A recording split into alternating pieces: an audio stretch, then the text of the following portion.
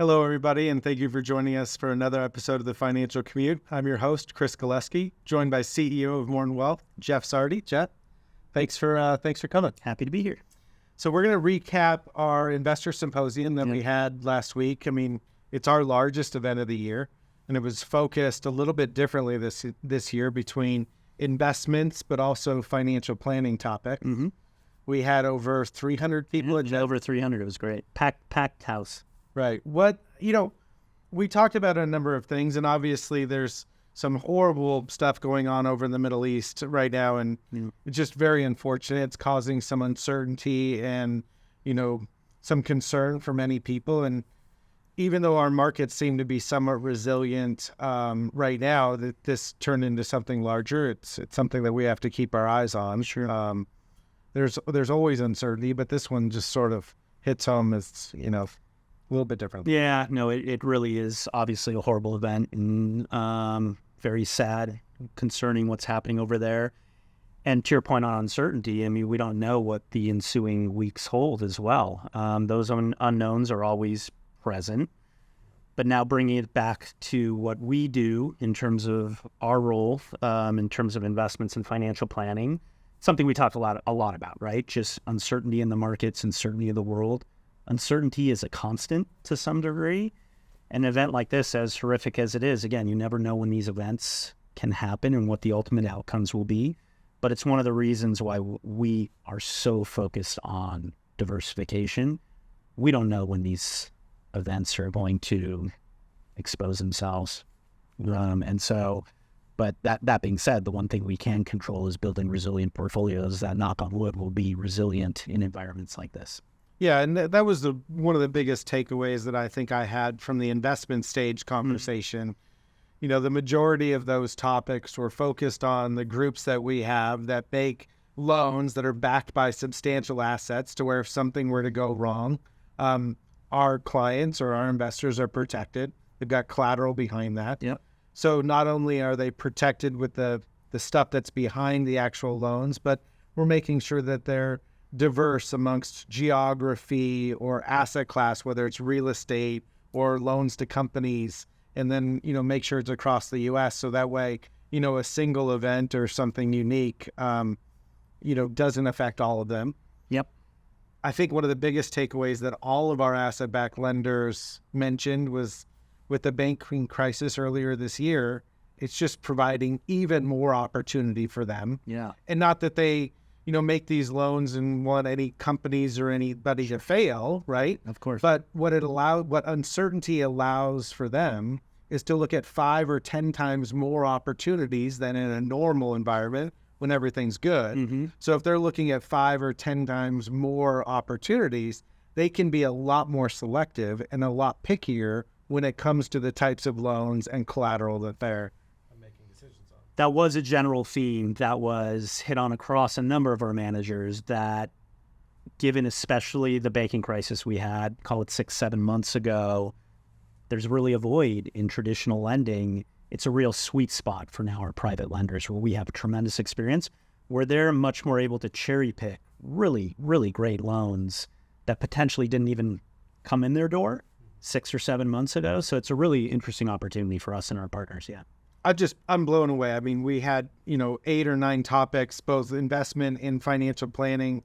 I think it was you, it might've been Megan, so you can correct me if I'm wrong, but one of you said that Lon just would have been really proud of this event and that day. Yeah. And this mission that we have with finding investments that go against the traditional stocks and bonds and provide value and diversification to clients.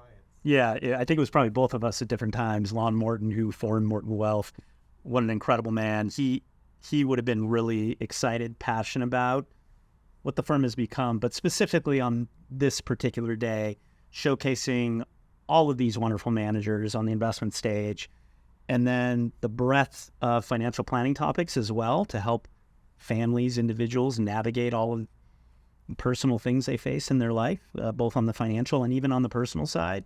It was just a great day where we really, really hit on a lot of topics that I think really made a difference in our clients' lives.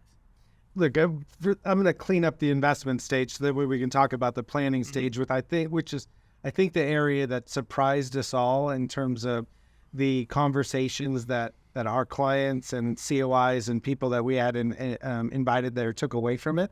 They were blown away with the conversations, really thought-provoking.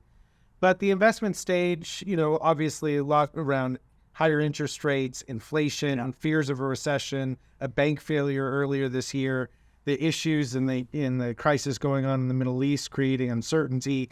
But, all of those groups are focusing on ways that they can, better protect investors, set them up for success in the future, and avoiding just those, top 2 or 3 names that are providing all of the growth in the equity space too.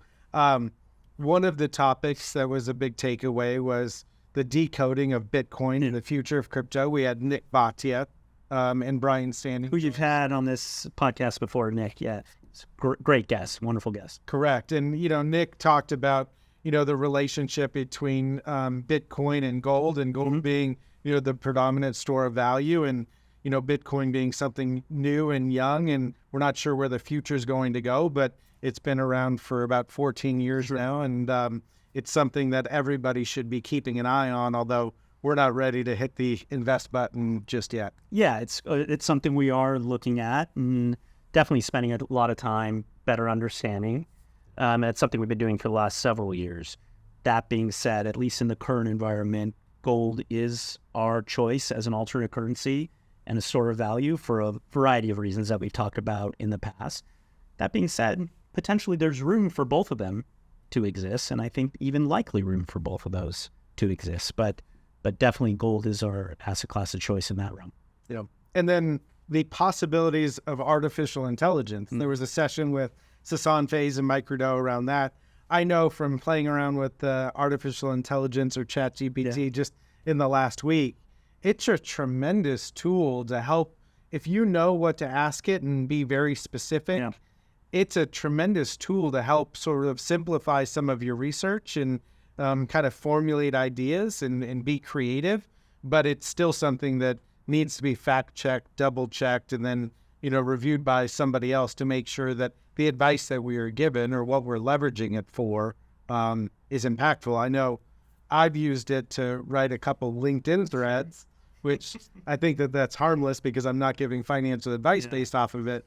But it, with a couple of prompts, it probably took something that would normally take me 15 to 20 minutes, take less than a minute. We are at the very early stages of this technology, and it's already incredibly powerful. The way it can harness data, in essence, and then with certain prompts and questions, create really interesting and unique outputs is very powerful. And that's only even just on you mentioned LinkedIn, on the communications front. In terms of how it uses data in other areas, and I think one of the areas they particularly hit on was in the healthcare space, for example, so powerful, right? The ability to take data. This is how drug companies now invent new products. It's through the use and synthesis of data to test things in an artificial environment. That's one of many examples where AI can really accelerate technological advances. So fascinating. Yeah, it's really neat. So let's talk about this. Let's talk about the planning stage. Okay. Biggest takeaways from those sessions. Biggest takeaways. The conversations were great across the board. And one of the things I love so much about the conversations is that while some strategy and tactics on the financial planning side were discussed, most of it was just around real life conversations, right? It was things around how to raise financially responsible kids and all of the things that we as parents struggle with. It was the current me versus a future me, the current me wanting to enjoy life and spend on experiences versus the future me really thinking about retiring and saving for the future. And one of the problems that our industry has is saying, hey, if you want to be successful in the future, stop buying that Starbucks. Yes. And that's just not the way that the world works, right? I mean, the world's like, I want to have my Starbucks, and I also want to be successful in the future too. So the current me versus the future me is sort of addressing the need for wanting to enjoy life and experiences today, but also make sure that you're making good decisions for the future as well. As simple as that sounds, right? Those two opposing forces, And these are something we deal with all day long. Every day you're weighing those two things, right? So we had a great conversation around that. Another one that I was personally involved with was the sandwich generation with Patrice, one of my colleagues, where we talked about navigating all of the responsibilities of raising kids, taking them to and from soccer practice, carpooling school, navigating, helping them get into college on the one hand, but then also helping our parents as they enter their golden years, retirement years, navigate all the issues around health, where they're going to live, support, all of that. So that was an engaging conversation as well. Yeah, I heard Patrice shared some really interesting stories and challenges that she's faced. And, it's definitely a topic that people don't discuss that often, but it affects many of us. Were you in the Battle of the Spouses by any chance? No, I was doing the lending to out of favor companies. Oh, you were on stage at that. I was on stage at that talk, but I heard Battle of the Spouses Financial Edition. It was great. It was one of our colleagues, Bo, with his wife, Daniela, who were navigating all of the issues that married couples typically face. I mean, we come to money from different places. Yeah. And often that results in butting heads. And they just had great anecdotes, stories, but also tools on how to navigate through some of those issues. But that was a great session. Wasn't it something like their second or third date and he started talking about budgeting? Yeah, he started talking about budgeting. Yeah. And she decided he was worth continuing to move forward with instead of just cutting it out right there. So I was impressed by Daniela on that one. It's so fascinating. And then what's the opposite of a knight in shining armor? That was the question he asked, and her quick answer was a financial planner. Yes, I thought it was a financial planner. I know, in terms of money conversations with my wife, I'm so fortunate that, she's as structured and as diligent as she is. Because she's always been very organized, lives or spends well within her means. Whereas I probably flew by the seat of my pants when I was younger and wasn't as diligent as she is. So I think if she was to bring up budgeting on the third date, I probably would not have gone on a fourth one. I don't know. But look how much you moved in her direction over time. Oh, yeah. She handles all the day-to-day. Another topic was, planning tips for financially savvy kids. I think Kevin mentioned that as early as the age of 2 or 3 years old, they start picking up on the relationship with money and starting to teach kids as early as 2 or 3 years old about money. Yeah, I missed that session, but I heard him talking about this in the prep and scientific studies have shown this. Kids, even as young as you mentioned, as 2 or 3, actually understand some real fundamental basics of money, of spending and saving, which is kind of shocking, right? When you're talking to one of your 2 little kids, you might not quite realize how much they understand, but they understand more than we realize. I just know it. Fridays at 4:00 when I take her to swim class. Yeah. She wants to get, a little bag of that pirate's booty. And she's like, I don't understand. It's sitting right there. Just go get it and pay for it. She just sees me swipe a card. Whereas when I was younger, our parents would give us, a quarter or 50 cents or $1. And we were more closely connected with money. There was something tangible in the money. Yeah. I missed that session as well because I was doing another session on the other stage. But I know I'm very excited that all of these were recorded. Yeah. Our marketing team is going to put them together and make them available to all of our clients and friends that were able to participate and maybe missed a session, were not able to participate. So I'm really excited about the future of that. Yeah, and each session was only 20 minutes too, so really nice bite-sized pieces. So it's great. We're going to have a lot of content coming out of this.